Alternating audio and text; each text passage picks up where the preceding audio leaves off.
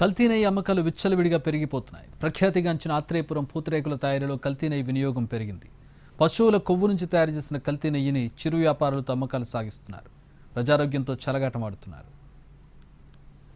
చెప్పగానే గుర్తుకొచ్చేది పూతరేకులే.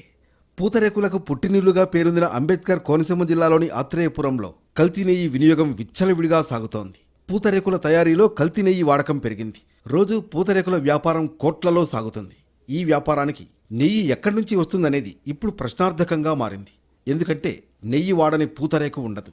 ఎన్నో ఏళ్ల కిందట ఆత్రేయపురంలో పుట్టిన పూతరేకుకు దేశ విదేశాల్లో ఎంతో డిమాండ్ ఉంది. మహిళలు కుటీర పరిశ్రమగా పూతరేకులు తయారు చేస్తూ ఆర్థికంగా అభివృద్ధి చెందుతున్నారు. పూతరేకులకు డిమాండ్ పెరగడంతో కల్తీ నెయ్యి వాడుతూ ఎక్కడ పడితే అక్కడ అమ్మకాలు సాగిస్తున్నారు అక్రమార్కులు. ఆత్రేయపురంలో రోడ్ల వెంబడి ఉన్న దుకాణాల్లో కొందరు వ్యాపారులు గత కొంతకాలంగా యథేచ్ఛగా నకిలీ నెయ్యిని వినియోగిస్తూ ప్రజల ఆరోగ్యాలతో చెలగాటమాడుతున్నారు. పశుమాంసం ద్వారా కొవ్వును తీసి కల్తీ నెయ్యి తయారు చేస్తున్నట్లు ఆరోపణలు ఉన్నాయి. ఒరిజినల్ నెయ్యిలా ఉండేలా కొన్ని మిశ్రమాలు కలిపి ఈ కల్తీ నెయ్యిని తయారు చేస్తున్నట్లు సమాచారం. ఏలూరు, విజయవాడ, విశాఖ తదితర ప్రాంతాల నుంచి ఈ నకిలీ నెయ్యిని తెచ్చి వ్యాపారుల ద్వారా అమ్మకాలు సాగిస్తున్నారు. ఆత్రేయపురంలోని కొన్ని షాపుల ద్వారా ఈ నెయ్యి వ్యాపారం యథేచ్ఛగా సాగిపోతోంది. కల్తీ నెయ్యిని కిలో 250 రూపాయల చొప్పున చిరు వ్యాపారంలోకి అంటగడుతున్నారు. ధర తక్కువగా ఉండడం, చూస్తే నెయ్యిలా కనిపించడంతో ఆ నెయ్యినే వినియోగించి కొందరు పూతరేకులు తయారు చేస్తున్నారు. గతంలో ఈ మండలంలోనే కల్తీ నెయ్యి జాడలపై ఫుడ్ సేఫ్టీ అధికారులు దాడులు చేశారు. పరీక్షల్లోనూ కల్తీ నెయ్యి ఉన్నట్లు తేలడంతో చర్యలు చేపట్టారు. కల్తీ, నకిలీ నెయ్యి వల్ల పూతరేకుల బ్రాండ్ దెబ్బతినే పరిస్థితి రావడంతో ఇక్కడ తయారీదారులు, వ్యాపారులంతా ఒక్కతాటిపైకొచ్చారు. ఇకపై కల్తీ నెయ్యి జాడల్ని ఈ ప్రాంతంలో కనబడనివ్వమంటూ ప్రతినబూనారు. అప్పటినుంచి ఎక్కడ చూసినా స్వచ్ఛమైన నేతిని పూతరేకుల తయారీకి వినియోగిస్తున్నారు. అయితే అక్కడక్కడ కొందరు వ్యాపారులు తమ లాభార్జన కోసం నెయ్యిలో కల్తీ చేసి విక్రయించడం జరుగుతూనే ఉంది.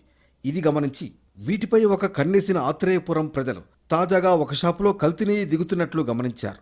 గ్రామస్తులే అధికారులకు సమాచారం అందించి కల్తీ నెయ్యిని పట్టించారు. గ్రామస్తులు అందించిన సమాచారం మేరకు రెవెన్యూ వారు మరియు పోలీసు వారు శ్రీ లక్ష్మీ డ్రై ఫ్రూట్కి సంబంధించిన గోడౌన్ దగ్గర 101 కేజీల నెయ్యిని గుర్తించారు. దాంట్లో 66 కేజీల ప్యాకెట్ వితౌట్ లేబులింగ్ ఉన్నవి, ఒక 35 కేజీలు అదీరా బ్రాండ్ గీ నెయ్యి ప్యాకెట్లు ఉన్నవి. అవి వాళ్ళు పోలీస్ కస్టడీలో ఉంచారు.